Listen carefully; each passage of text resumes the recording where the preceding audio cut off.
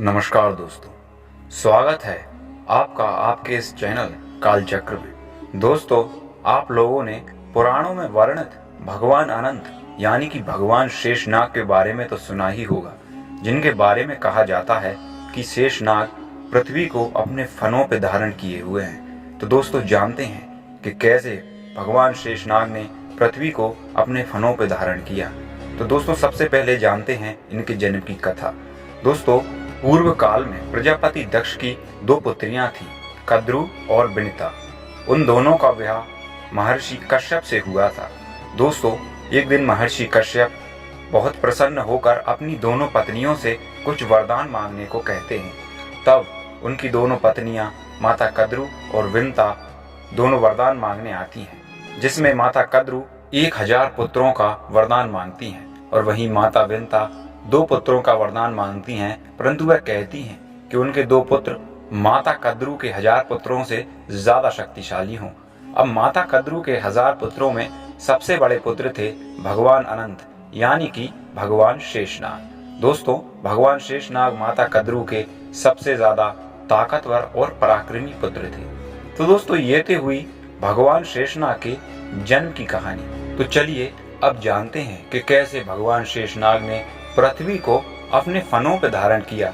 क्यों भगवान शेषनाग को पृथ्वी को अपने फनों पे धारण करना पड़ा। दोस्तों, एक बार की बात है जब माता कद्रु माता विनिता से एक सवाल पूछती हैं। वे पूछती हैं कि बताओ, उच्चैश्रव घोड़े की पूंछ किस रंग की है।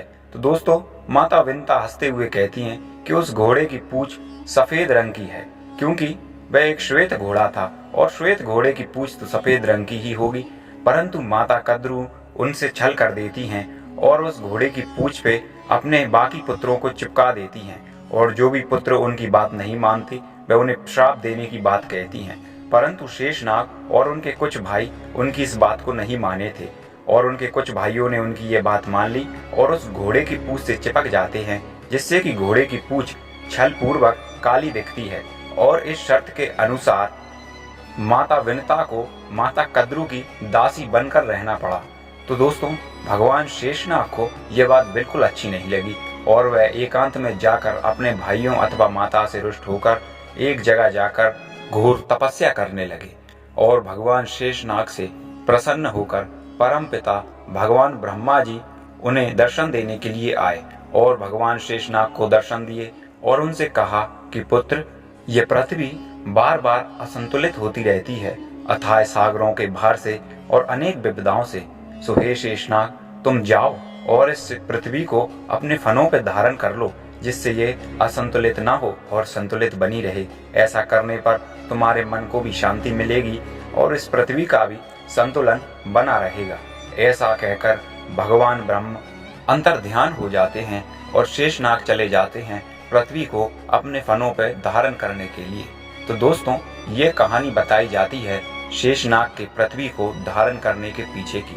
तो आपकी क्या राय है इस कहानी के बारे में, हमें कमेंट करके ज़रूर बताएं और वीडियो को लाइक कर लें। अगर चैनल पर नए हैं तो चैनल को भी सब्सक्राइब कर लें। मिलते हैं आपसे अगले किसी वीडियो में।